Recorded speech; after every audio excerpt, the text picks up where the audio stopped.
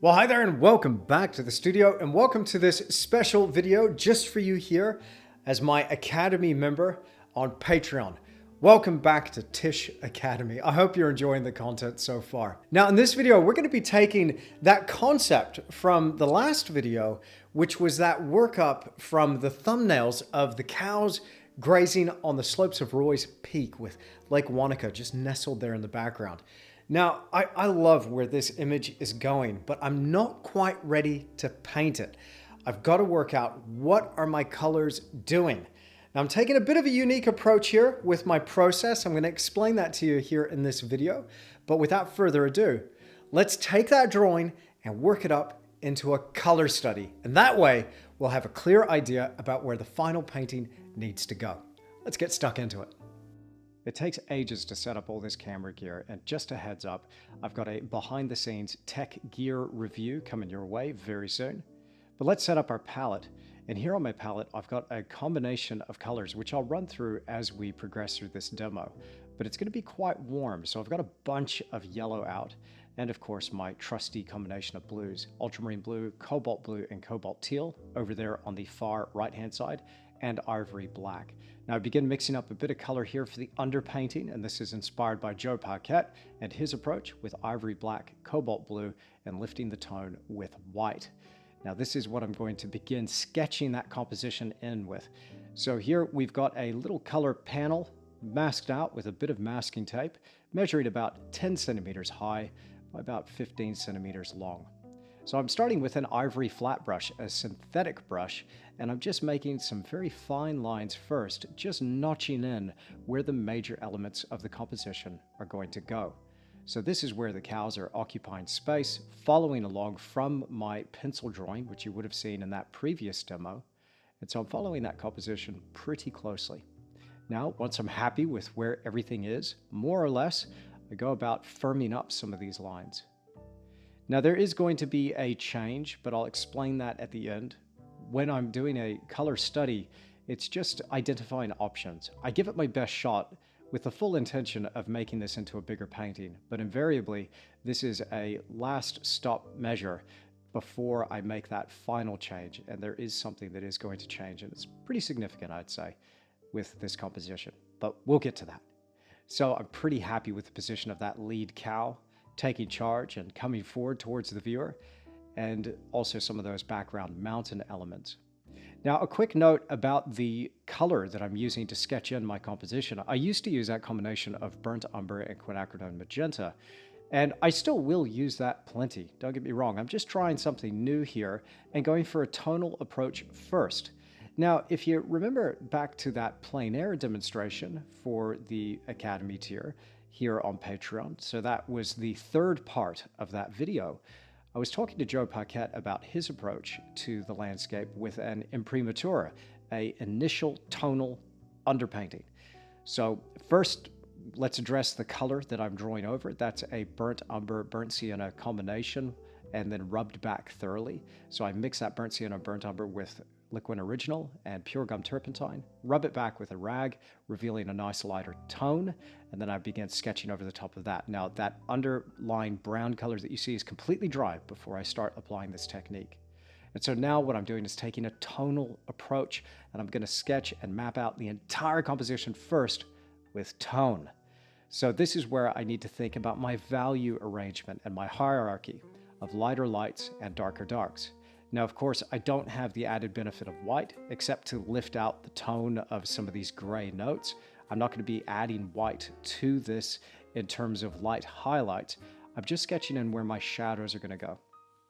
And this is really good practice in doing a color study in a controlled environment, just following along with that photographic reference, as well as my initial composition drawings, just to get my head around this technique. Now, the brush I'm using here, again, is pretty handy in its versatility. You know, I love those dagger brushes, but here for this little tight controlled painting, the synthetic flat bristles of this ivory flat are fantastic. And so I'm really just brushing and pushing into the surface of that weave, that pigment that you can see. And so what I'm doing here is creating more depth of tone as I press a little bit harder. Now you can achieve quite a depth of tone with that ivory black and cobalt blue combination. Now you might be thinking, hey Tish, why are you using black? You don't use black, dude. What's going on there? I know, this is something that I'm starting to use more and more in various projects. A lot of old masters did use black. It's a very tricky color, if we can call it a color, to control, but control it we must. And so I'm lifting it back out significantly with combinations of cobalt blue, and I'm also using a little bit of that ultramarine blue too. Those two blues, when they're put together, make a really nice combination. Now the white combination, I got a question about white recently, and let me address it again here. It's a mix of titanium white and Kremnitz white. Now, if we were to look at titanium white under a microscope, we would observe that it's made of tiny little spherules of pigment, really densely packed, and as such, it doesn't let a lot of that underlying color show through or light come through, so it's what we would refer to as opaque. Now, this can be very handy in certain circumstances, but it can also obliterate tonal arrangements, especially if you're going for some subtlety and nuance and some nice variation or maybe gradients from one tone to another. So if we don't control that, it can make our paints appear a little bit chalky. And if we mix any amount of color to that, it can start shifting things so they start to look like pastel almost in terms of their tone and overall hue. So there's just far too much of a tendency to use too much titanium white, and thus it gets out of control pretty quick. Now, one way around that is to use a white that has transparency to it, and there's two of the most common whites out there are going to be your lead white, of course, and your zinc white. Now, I'll talk about zinc in a second, but the white that I use here is Kremnitz white, which is a lead-based white. Now, lead is phenomenal. Don't be afraid of lead. If I can encourage you to do one thing with your painting, it's to add lead white to your palette. It's going to do a couple of things. First, it's nice and delicate, transparent, so you're going to be able to achieve that nuance and subtlety and delicacy that you want in those tonal shifts and variations. But it's incredibly molecularly stable. So if you look at it through a microscope, it looks a lot like pickup sticks in a way, like a little lattice or a network of fibers that stack one on another, and it forms this mesh-like structure, particularly as the linseed oil in that begins to polymerize. It forms a very, very stable bond. And that's what you want as a painter. You want something that's archival. So I've been looking into that a little bit, and I've been learning from the best, and Virgil Elliott's somebody that I've gotten an enormous amount of information from, particularly in his book called Traditional Oil Painting. It's a really great studio guide to have, to refer to. Virgil is the ultimate technician when it comes to oil painting. He really knows his material science, and so I really rate his book very highly. But that's where I've gotten this information from, and I'm sticking to it. Now, one of the things that he warns against is zinc white. Do not use it ever, okay? I've got a lot of newbies here on Patreon who are probably watching some of this stuff for the first time, and you might not have ever heard this before. If you're one of my OGs, you definitely would have heard me talk about this, but don't use the zinc white. The reason why is because it's been shown now to lead to delamination and cracking. So this is where you have disadhesion from one layer to another, and you could almost peel the painting off like a sticker if you painted it over the top of zinc white, for instance. A lot of manufacturers use zinc white in their primers when they're manufacturing canvas and linen. And I'm pleased to say, after reviewing a study done by the University of Queensland, that the Bell Arty linen that I'm using does not contain zinc white. Phew. So steer clear of the zinc white, don't mix it with your paint, and certainly don't use it as a ground to paint on. Bad news. Definitely bad news.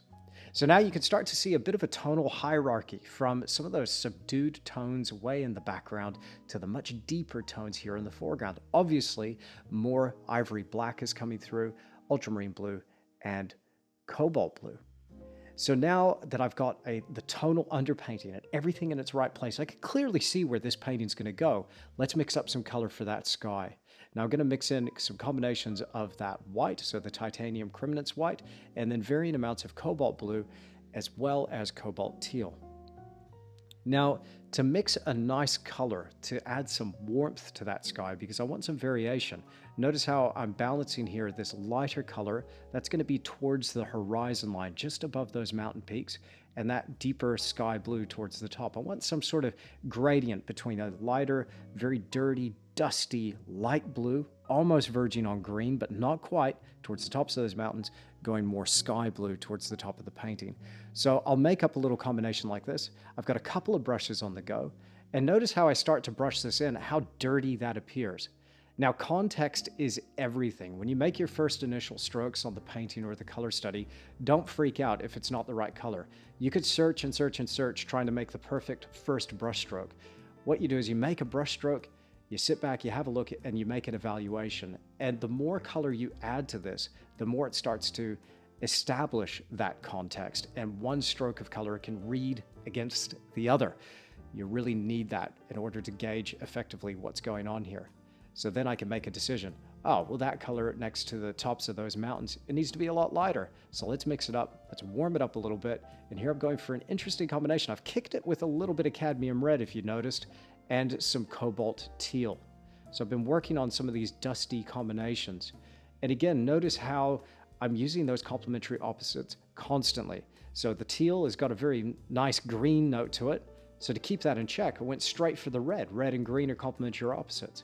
And if I'm mixing any amount of blue and trying to warm those tones up as I come downwards towards the top of the mountains, getting into that dusty, lighter color, I go for a slightly more orangey combination, blue and orange, complementary opposites. And in some of these mountain shadows, I might achieve a little bit of a violet note. Now that's given by some quinacridone magenta, of course, as well as that ultramarine blue. And I can lift that out really nicely with some more of that cobalt blue as well to help me get that color coordination with the sky. But then I might use a bit more yellow in some of the highlights of the snow. Yellow-violet, complementary opposites. So you can really use that to add some extra punch to your paintings or to keep your palette and your colors in check. Now over here, I'm starting to brush in just directly over the top of that initial tonal underpainting with a synthetic filbert, and then trimming and cleaning up the top edge with another synthetic filbert. This one's an Eclipse filbert. And those have got a nice springiness to the bristle. They carry the paint really nicely. It gives me a broad stroke, but if I hold it just edge on, I can achieve some nice controlled marks to get some of those snowy highlights in place. I liken the technique here to sewing together zones, almost like I'm stitching them together. And either side of that seam is that boundary of underpainting showing through. So I'm bringing one zone closer and closer to meet the other one, and it's sewing up that gap that's showing through. And that's either a little bit of that darker gray or some of that warmer note from the underpainting. So I want to make sure that I have good coverage here. I might have the odd kiss of warmth showing through, if you will. That would just add a bit of life to the painting, to some of these color combinations. It doesn't seem out of place when a bit of that burnt sienna, burnt umber underpainting shows through. But I definitely want to cover all of that gray. Now, I did this in one sitting for the first part. I did come back and finish it off in a second sitting. But in the first sitting, you would be thinking that, well, wouldn't I be lifting up some of that gray color from the initial tonal underpainting? And I did, and you do. But if you've got a technique where you're mixing plenty of color and you're loading your brush effectively, and you're not expecting the brush to travel too far and make too much of a mark or a series of marks, then you just go piece by piece, tile of color by tile, and you end up getting that coverage without lifting that underlying paint. But if I didn't reload my brush often enough, then you can imagine I've deposited paint, and once I've deposited all of the paint, then what takes over is the brush then starts picking up paint. And that's when we get into a muddy mess. So I make a few strokes, maybe 3 or 4 maximum, and then I come back and I reload. Now for the technique where I'm just drawing the edge of the brush across, laying in some of those snowy highlights, then I definitely need to keep that brush pretty heavily loaded along the lead edge. That way I'm going to be making nice sharp marks. And ironically, a lot of paint loaded on the edge of a synthetic filbert brush like this can make a pretty precise, sharp little mark. And that's what we want for this color study.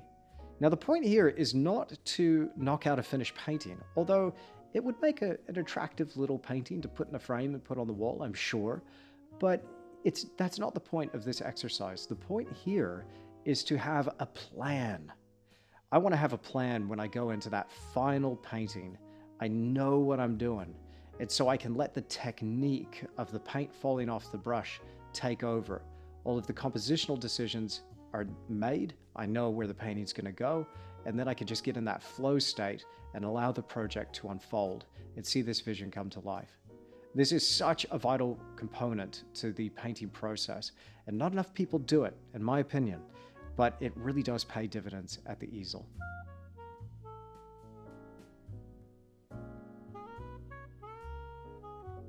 Now, if I wasn't doing a color study with paint, then you betcha I'd be doing this digitally or any other way that I could to have a really firm idea about how that final project was going to go.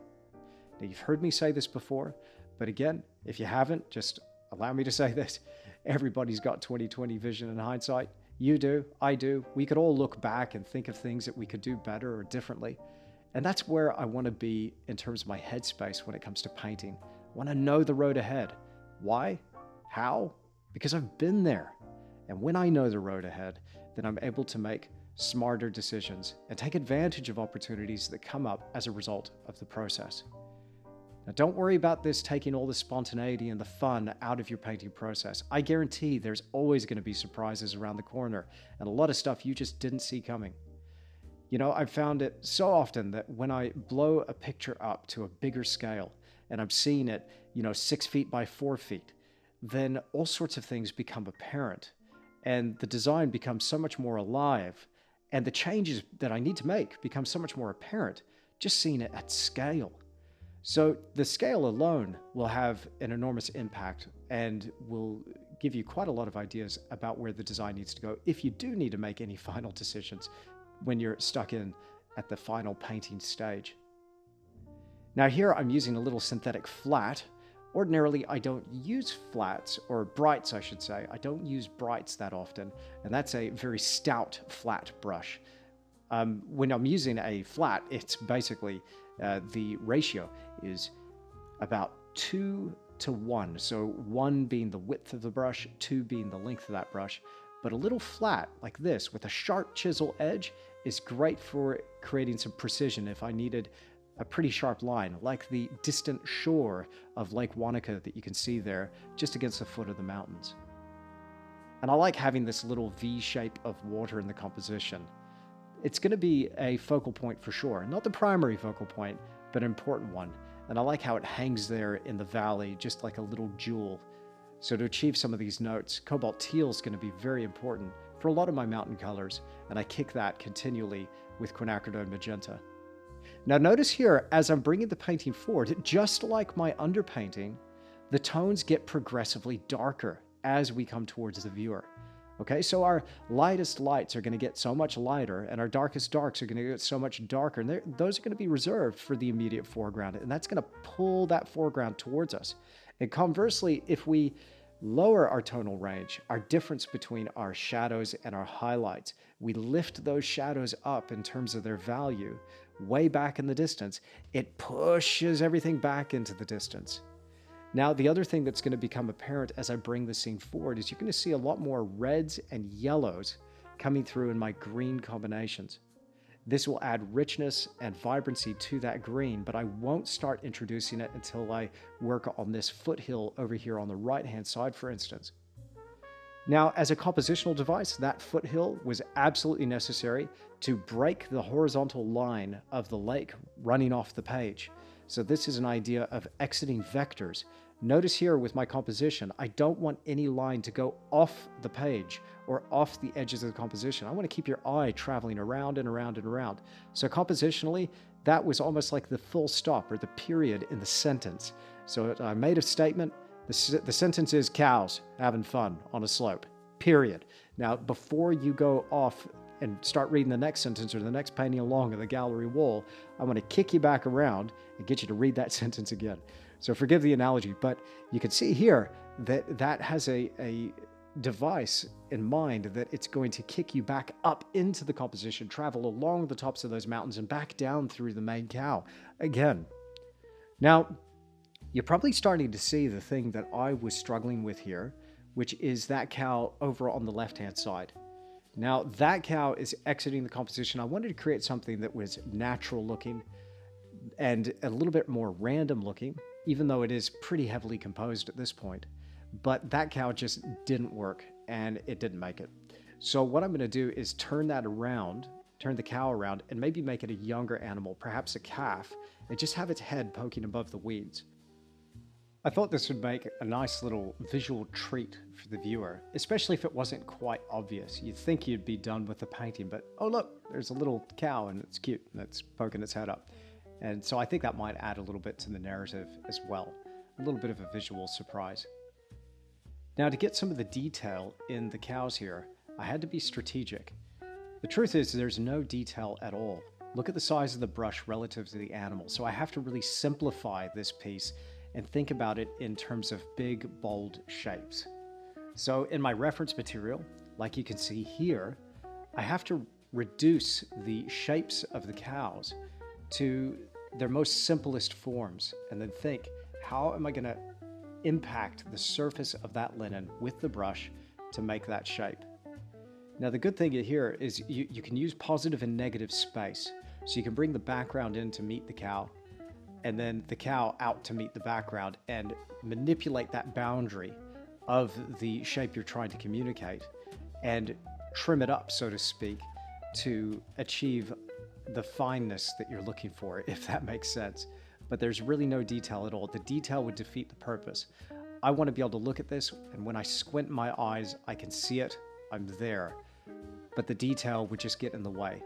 Now I might apply a few finer marks towards the end, but I'm not going to get bogged down in minuscule detail for this. It's not the point to paint a miniature here. It's to get an idea about the composition and the colors, and the nature of the scale here means I can knock this out pretty quickly, even though I'm making some controlled marks. I'm thinking about my combinations. I'm really planning this out. I'm thinking about how much red I need to add to the rump of this cow here as it's turned and started to walk away from us before it transitions into that darker shadow. So here, with some of these more deep shadow notes, I've got some burnt umber as well as that ivory black and cobalt blue. But it might be getting a little bit dark, so I'll need to add a bit more cobalt blue here and there and some of that white. Now, I'm strategic with my mixing. I've heard a lot of people say that they've had trouble with the color mixing and that they end up creating a mess on their palette.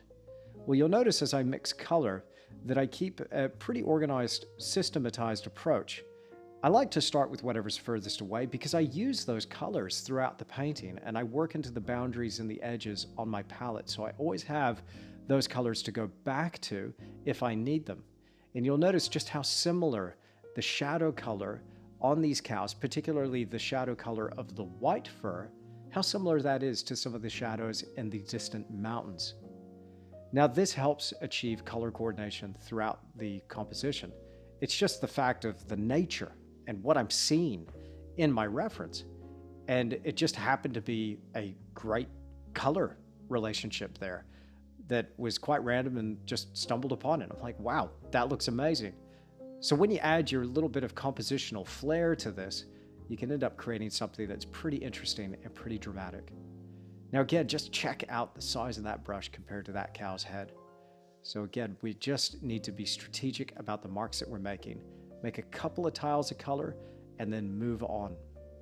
Now the other thing I should mention here is that in my hand, in my left hand, while I'm painting, I've got 2 squares of paper towel that I fold over to form 1 square. I then fold that in half again, and then in half again.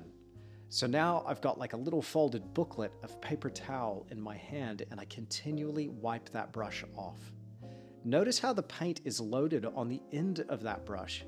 Nobody talks about this, but the way you load your brush is crucial. There's no paint that's got buried and stuck up under that ferrule, like right at the base of the brush.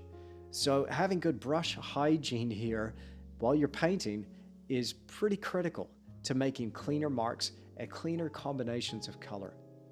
So one thing that helps me with that is just wiping off that brush as I go. I don't ever want to have something that's a sloppy mess that's going to get out of control. I want to be in control of this process the whole way through. So that way, if the accident's going to happen in the studio, it's a different kind of accident. It's not an accident because I was sloppy with my technique. Now, when you add those lighter highlights, I try to make those as opaque as possible. And I got a little bit out of sequence. Normally, I like to save those tonal bests for last, you know me. But I go ahead and start to knock in some of these weeds and some of the grass seed heads in the foreground, bring some of these lighter yellow notes. So I'm saving my color best for last here. Much more saturated yellow coming through now. And this is where the Hansa yellow, cadmium yellow, and cadmium yellow deep will come in handy. And of course, mixed in with some cadmium red as well to earth out some of my green combinations. Now I'll add a pop of green here and there, and a very powerful combination is cadmium yellow and phthalo green. But you can really overdo this. You only want to add an accent or two in your foreground. So once I've established all of the dried grass and a few stones scattered around the foreground, I'll go ahead and add a few pops and accents of green.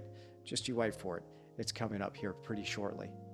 Now again, working with that negative space, I get my dagger brush, and this is a pretty well-worn, battle-hardened brush.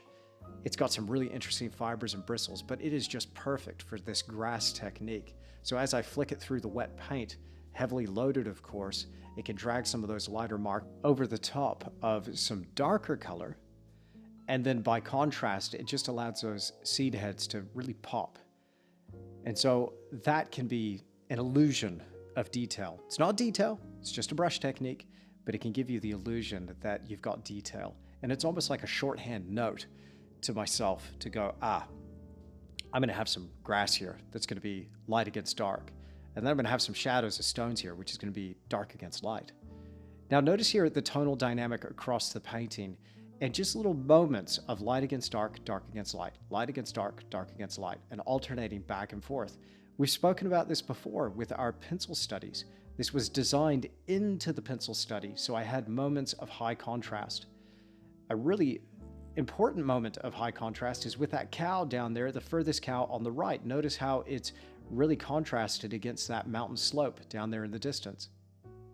Now, in a lot of my pencil studies, I've got quite a significant stickery, thorny bush that has formed that contrast, but I much prefer it being on the downhill side of this slope, contrasted against that deep violet of the mountain.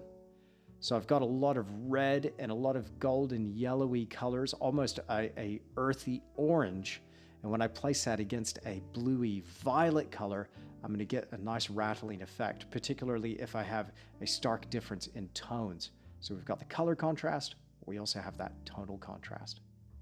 Now you can see here with more yellow, more intensity in that green now with some of the foreground colors, that starts to bring the foreground further forward. I don't need to be heavy-handed here, but you can see here as I'm mixing this up on the palette, you can see those different areas of color there.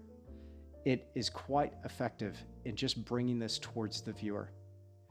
Now I really want that foreground in the final painting to be important. And this is where I'm going to get really loose and freaky with the paint. It's a big, thick chip brushes, heavily loaded, and making some quite sloppy marks when it comes time to paint the final. I'm thinking about Lucy Kemp Welsh. I'm thinking about Arthur Wardle. Those master copies, man, they made such an impact on me. And I learned by just copying those paintings directly about how much I could loosen up my technique. And it's something that I've been desperately trying to do for years. But something about those master copies, I'm telling you, something just clicked in my brain. And I decided, yeah, it's time. And this time I'm going to do it with some cows. Next, I'm going to do it with some horses, then some sheep, then some goats, and then we're going to get stuck into the landscape. So there's going to be a lot of animals coming out this year, and I'm excited to share more of this with you. Now, don't fuss at me. I know I said I wasn't going to get into final detail, but it's strategic. So here, at the end of the process, particularly when I look at my reference material, I can see that I have these seed heads that are coming off some of these weeds, as well as branches and twigs here and there.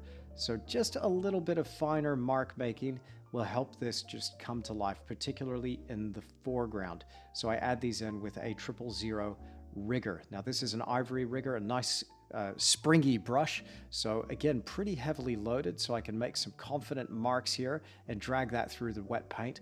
I reload the brush each time, and this sharpness really helps bring that foreground towards the viewer.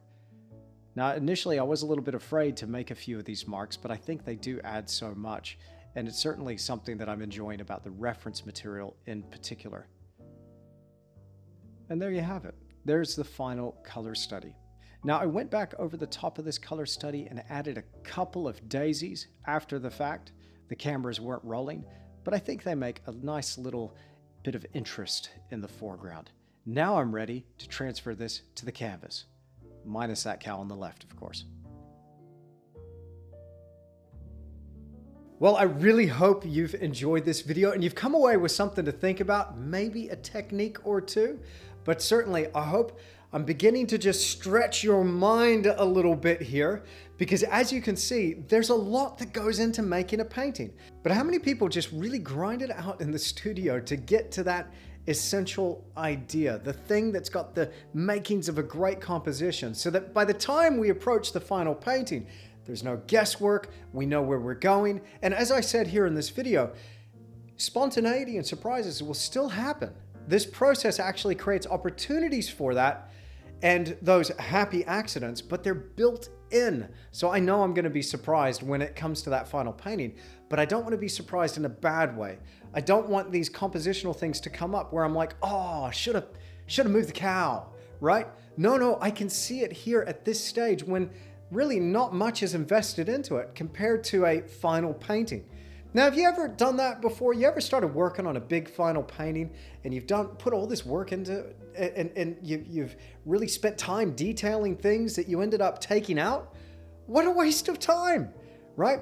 Do what the old masters did, right? That's what I'm doing. I'm grinding it out just like the old masters did.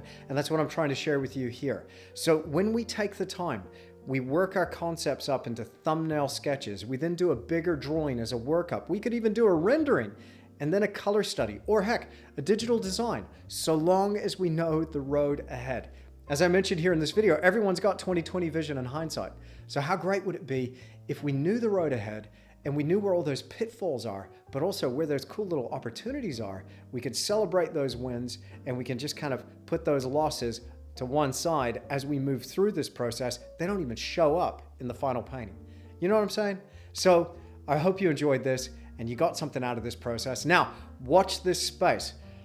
I'm still going to continue with this body of work. I'm going to work these up into bigger projects. I will be sharing that with you at some point, and maybe even a bit here on Patreon with the Tish Academy. So stay tuned.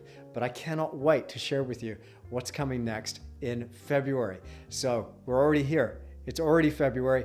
I can't believe it, but I've got so much cool content on the way. Don't go anywhere. I'm going to get out of here and get back to painting. Thank you so much for spending this time with me here. And thank you. I'm going to thank you.